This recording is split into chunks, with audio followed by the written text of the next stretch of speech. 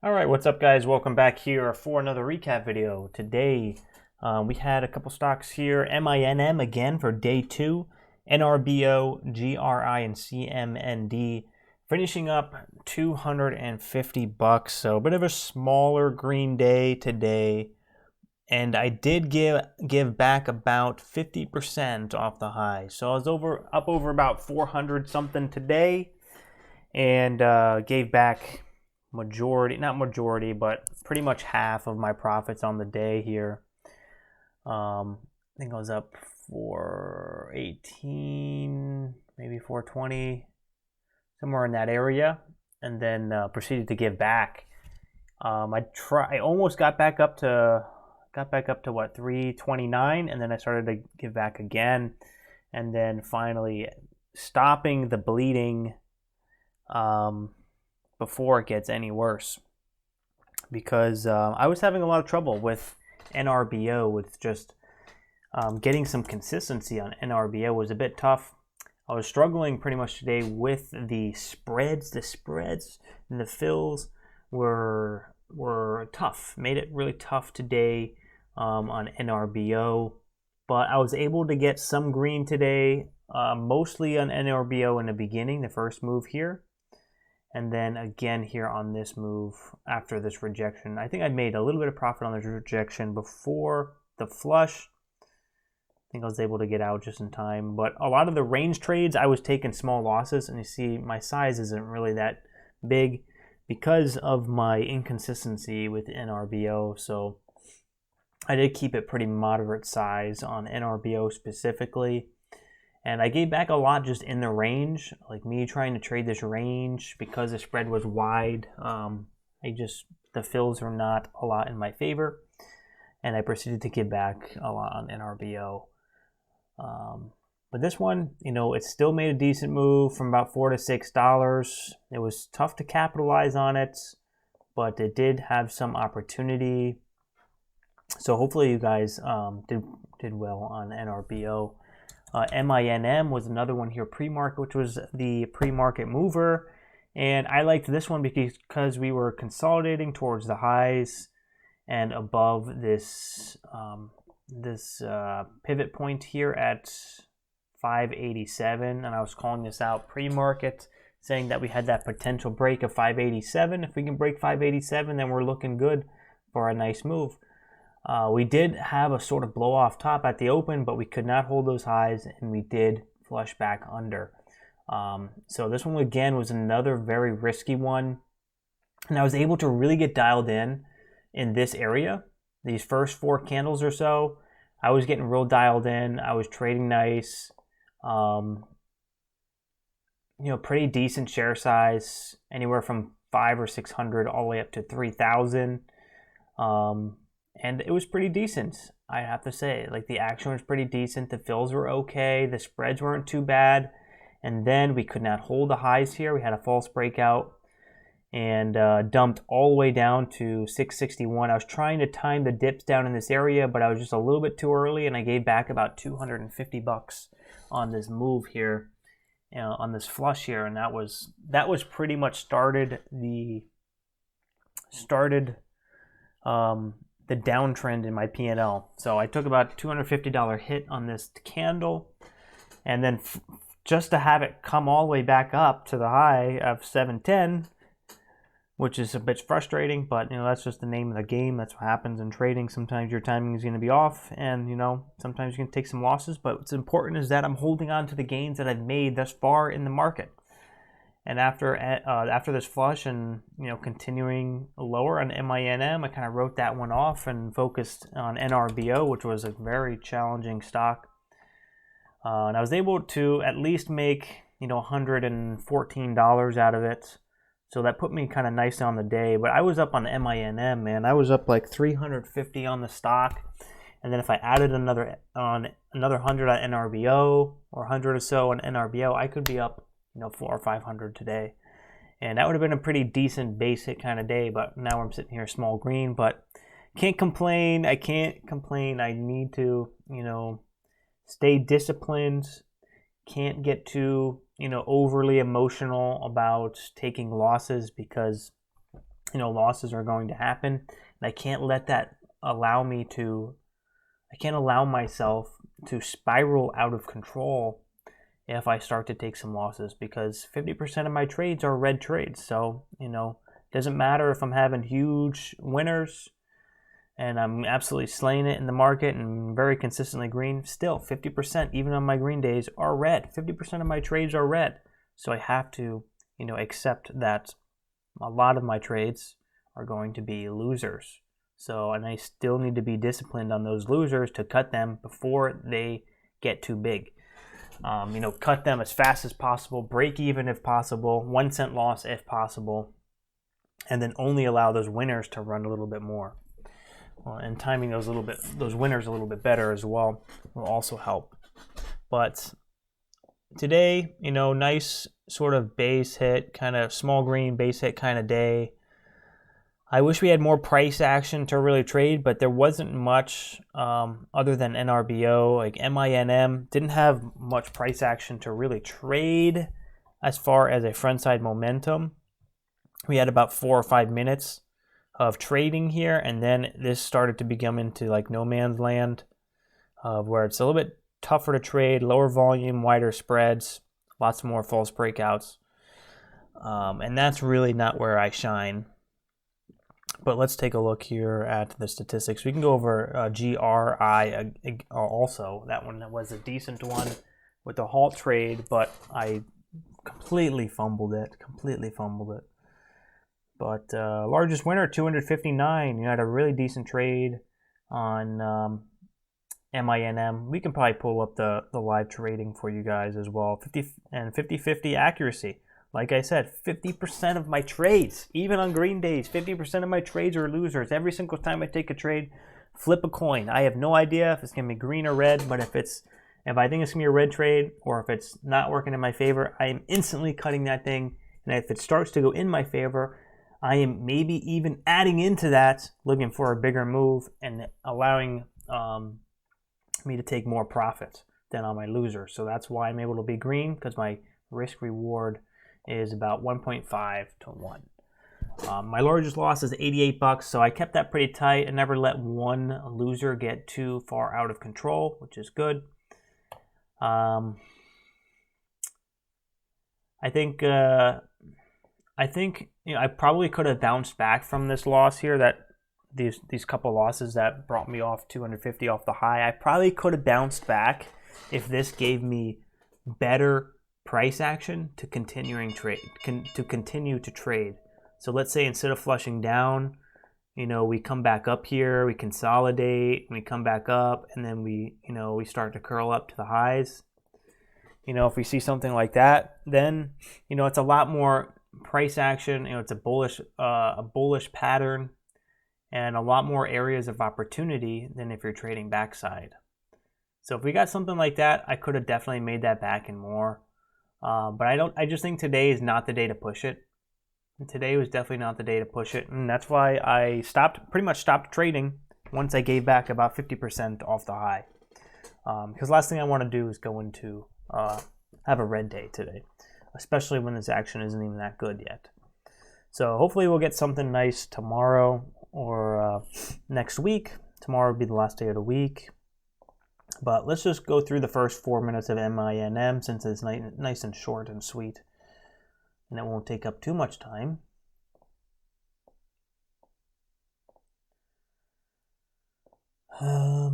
Okay, so we did have that halt. So MINM, testing with my 1 share. I just bought 100 shares into the high there. It was like a 2-cent winner. Now getting back in for the break of 7. I'm looking for the break of 7 now. Since we're holding high, getting in for the break of 7. In at 702, out at 715. So decent trade there.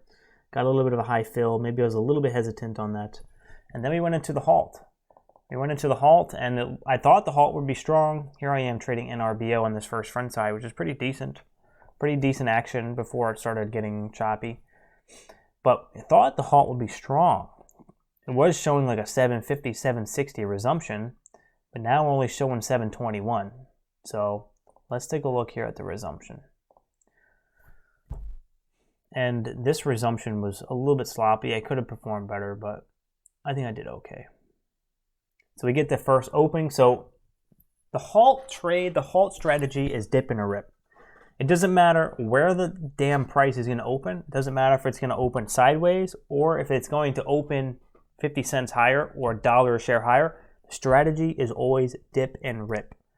So in this case, we opened up sideways. We look for a dip, and now you want to look for the pop. So let's look at it again. So the proper entry, and boom, right there, I want to be in. Looks like I did send my order, 500 shares at 93, and then took it out at 702. In between the spreads, a 25-cent spread. Damn, 25-cent spread. Still was able to get 10 cents out of that, though. And then, wow, I sold that way too early. We're already at 740. All right, so we're in at 740. It looks like I got in there at 43. Trying to take a quick scalp through 750, but I was a little early. It was a little of an aggressive trade, so I did take a 6-cent loss. We get that pullback right here at 730. Looking for a break at the psychological level of 750. Boom, I'm in since we're holding. In at 734. And we get that pop, and I'm out at 61. So that was a beautiful trade there. That was 1,000 shares. So it was about that $258 winner. And that was a great trade. That was probably the best trade of my day. And I could have probably performed better by holding this one, or at least scaling it out. My first entry at, was that $6.93? That would have been a 75-cent winner.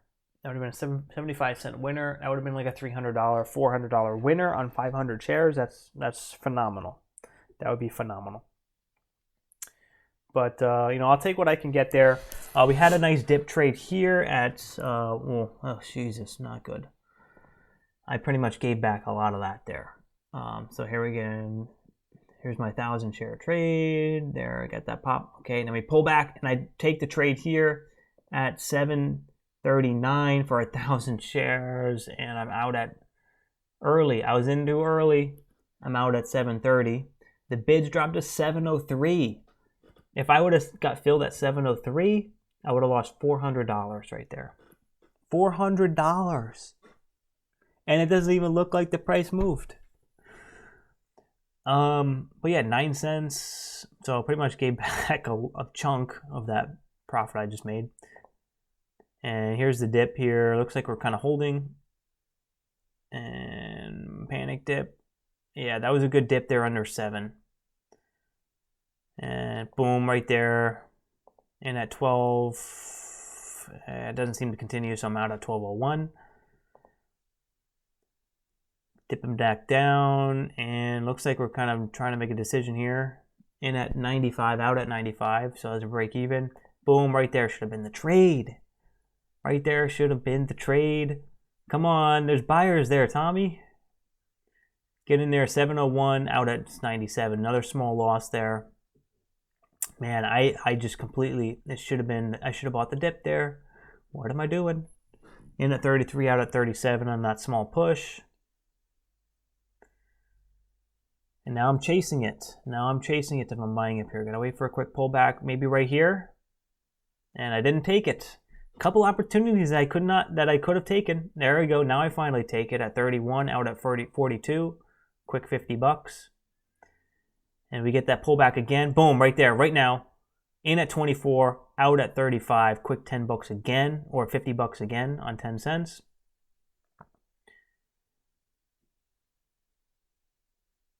And it could be getting in here for the push. Boom, right there. Okay, we don't quite go. A little bit too early. That's all right. Take it out for break even. All right, now we're pushing. 1 minute new high could be for the next trade. Oh, got in there for the 1 minute new high, but it doesn't seem to be pushing as strong as I thought. So I'm out for break even. Yeah, I could tell this to be a false breakout because we were not pushing strong. Spreads are wide. Well, actually not that wide, but we broke the high and we were not closing the candle near the highs. It just did not look strong at all. It did not feel strong right here.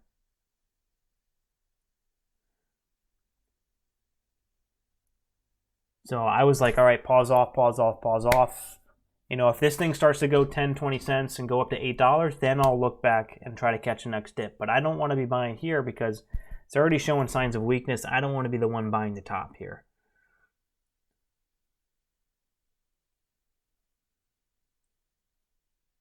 Sometimes it's okay to let breakouts go without you just to let you know that there's strength. And there, what the hell happened there? So here I should have gotten filled at like below 7, but I got filled high. Boom, right there. I sent the order when the bid was at 95. And I'm getting filled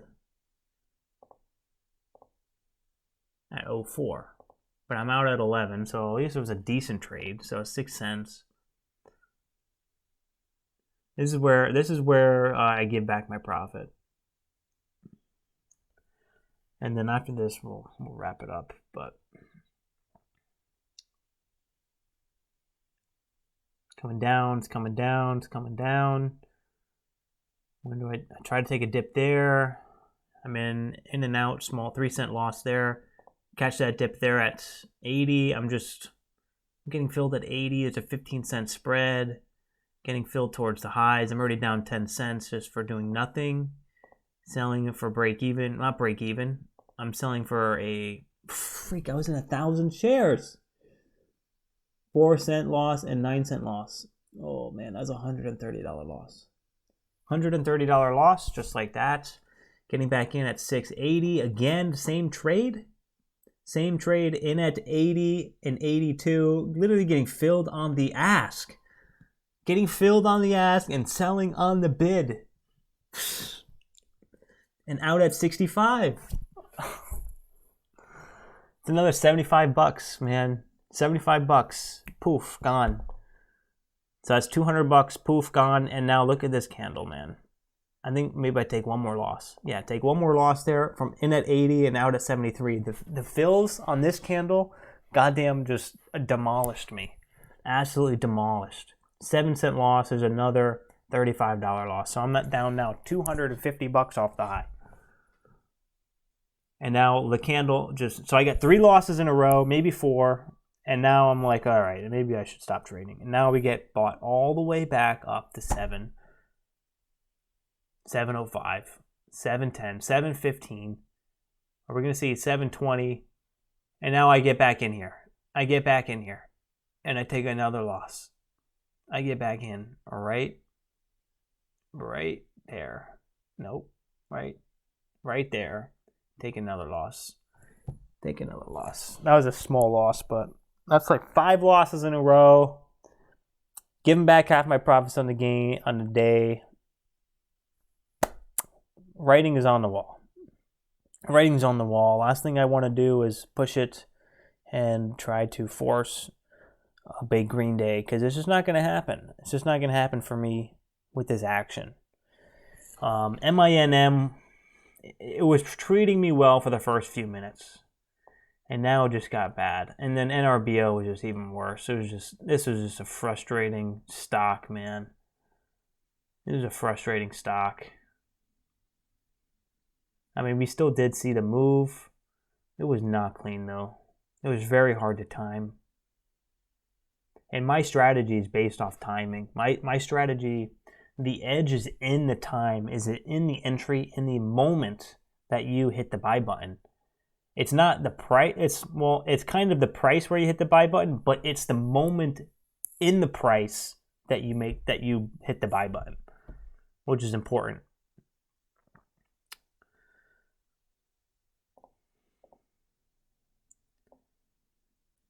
And this stock it was just a lot of fake outs. You know, it looked like it was going to push, and then it wouldn't. And then it looked like it was going to push, and then it would flush, and then it would bounce back up, and then it looked like it would go. Or it looked like it would dip a little more, and then it wouldn't. And I don't know. This stock was just a headache. So it wasn't really my day today, which is okay. Not every day I'm going to be completely, fully dialed in. And some stocks are going to trade differently than others. And NRBO didn't really seem to be my sort of bread and butter. But we did see some opportunity today, and I was able to work with what we got, which is important. I was able to, capitalize and use my strategy, my edge to still pull out $250 today. $250, which is very nice. When I was working, when I used to work, I mean, I'd make like my last job, I was making like $125 a day, living on $125 a day. And now here I am making $250. So that's 2 days. That's 2 working days in 2 hours. So can't really complain too much about that. I just have to, remember where I came from. And that's what's going to keep me mentally healthy, going to keep me humble, and be happy to take any profits off the table when I have them. So that's it. Not really much else to go over. Tomorrow will be the last day of the week. We had the pre-market pump. If you guys are new, we do the pre-market pump every day about 8:45 a.m. Eastern time, which we go through the pre-market gappers, and we review the gappers on the day, and we kind of set the stage for what we could see here at the open. So you could get a lot of value out of that. Also, in the Discord as well. Check out the Discord. Also hit that subscribe button and smash that like button on the way out. And I will catch you guys tomorrow. All right. Peace. Have a good night. Hope you guys did well today.